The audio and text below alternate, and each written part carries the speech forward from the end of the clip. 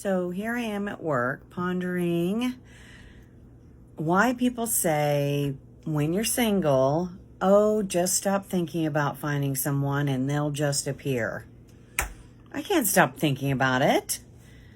I just want them to appear. It's the holidays. I would like a partner. I'm sure there's other single men out there that are looking for a partner. And this whole online thing has been nothing but nonsense with Messenger. So I'll pass.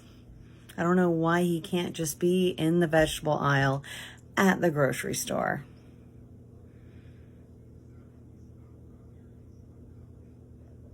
Okay, Wayne, the saying of wait and he will appear applies to the younger, attractive women that men look for. Remember, men are hunters by nature, and they are the ones looking for the best prize. Unfortunately, when you are multiple decades post-wall with an egg carton that has been empty since the launch of YouTube itself, that saying no longer applies to you. Sorry, sister, but let's just say you are the one that needs to do the approaching now. At 50 plus years, men are the ones who become attractive if they have worked on themselves. Let me put it this way. When you were a hottie in your early 20s, for every cute guy that caught your eye, there were at least a dozen guys you ignored. Why? Because those other guys were invisible to you. Well, now you are being treated like one of those invisible guys. Welcome to dating on a harder setting. Your taco is now roast beef. Deal with it. Before we move on, I want to bring attention to the fact that 79% of my viewers are not subscribed to my channel. Come on, fam. You've seen my logo on other channels, and you're already here. Please hit that subscribe button and support the channel. It really helps out. Moving on.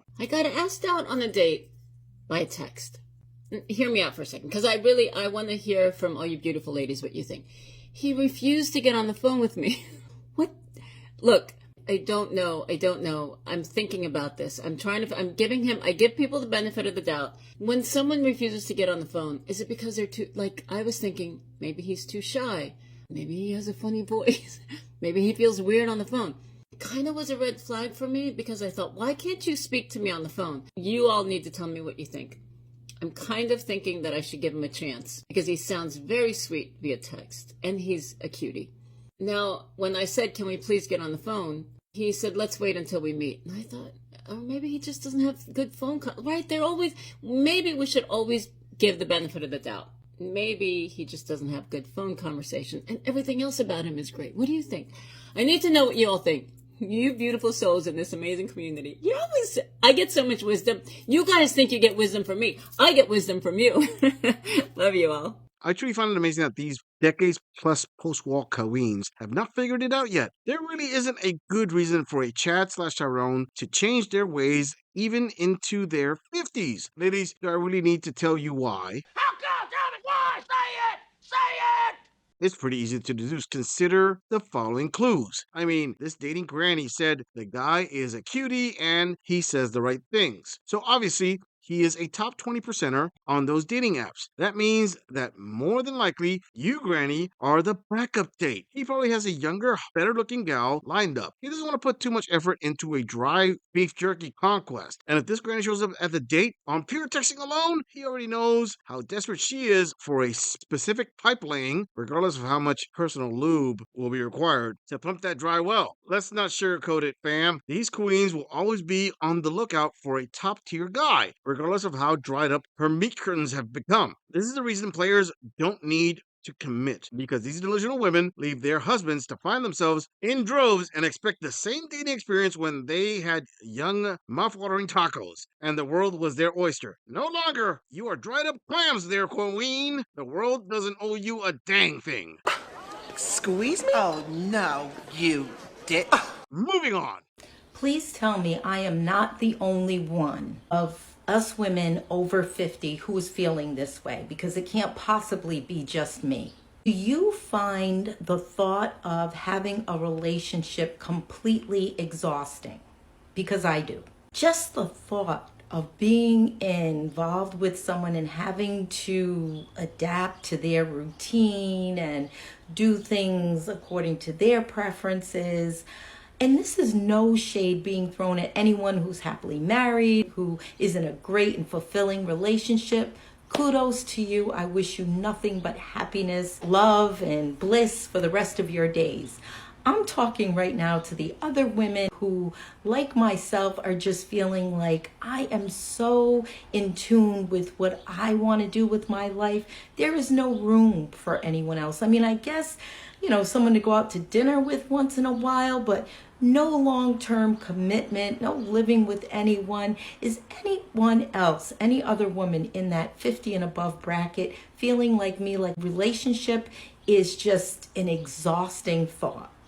Sure, women are tired of the commitments of a relationship. I mean, that is obvious on the dating apps when the bulk of those demanding LTRs or marriage are women. Don't try to BS with us there, my half century and still single queen. The bulk of men are not buying what you are selling. Okay, let me put it another way. Men are built for sports dating. Women are built for monogamous relationships. When an elder queen like this one says getting into a relationship is sort of exhausting, don't be fooled. This is nothing short of a coping mechanism to try to convince others that somehow she is happy being single, when reality usually is far different. It's not unheard of these half-dollar queens regretting the decision of breaking up their families for another go at the carousel, only to find that after being stuffed with enough meat to rival the local deli, the only thing she found was herself on her knees, being the fluid receptacle for multiple dudes that could care less about her fifis. Then the realization of not being wanted long term by any of those dudes hits her, and she needs to rationalize why she put her feelings before reals. Sorry there, sister, but your need to justify your bad decisions doesn't translate well. But at least your internet followers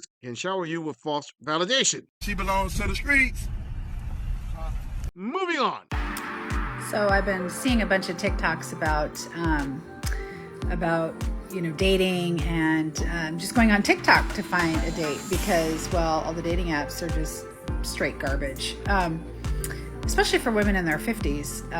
Even dating guys in their late 40s, early 50s doesn't seem to produce anybody worth spending time with because nobody taught men how to communicate, and it's just tough. Like, I've been on several amazing dates and they never pan out to anything more because it seems that the dating apps just give you this fake feeling of there's always something or someone better. And while I'm no Big 10 here, I'm at least a good solid 8 or 9 because, this is what I look like, and I work, and I'm independent, and I have my own home, and I have my own things. She's going to sink, Captain. But she can't sink. She's unsinkable. She can't float. Oh, here we go again. Another queen in her 50s who didn't bother to learn what men want and simply says that no one taught men how to communicate, so it's their fault dating for women in their 50s is on a harder setting. Sweetie, let me give you some game here. If you have been out on several dates, they were awesome, and nothing else happened after that, guess what? The men were the awesome part of those dates, and you were the excess weight they have dropped. And to the fact that she thinks she's a solid 8 or a 9, you don't get to put your own score there, princess. Men decide your SMV. How exactly does you having a job and a house make you an 8 or a 9? Congratulations, you're a frickin' adult. If that was the requirement for an 8 or a 9, half the women would score that, but they don't. She is suffering from a condition called delusionus maximus, similar to when a post-menopause woman believes her busted roast beef is equal to a fresh taco in her 20s. It's amazing when these clearance item women want top-of-the-line prices to be paid for them. Moving on. I would love for you to address for us 50-plus girls that real experience of lack of emotional availability, maturity, and inflexibility experienced in older men and reinforce that the struggle is real. Not only is the struggle real, the struggle has always been here. As a matter of fact, the dating experience that we're experiencing is better than it's ever been before us. And that's a hard pill to swallow. Can you imagine what the women went through before us?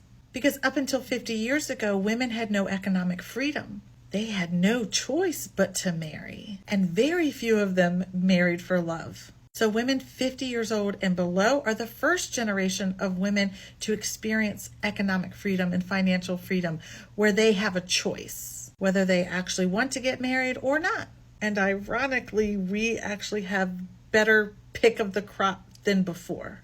Because as women have evolved to become financially independent, some of the men have had to evolve to offer more than just money.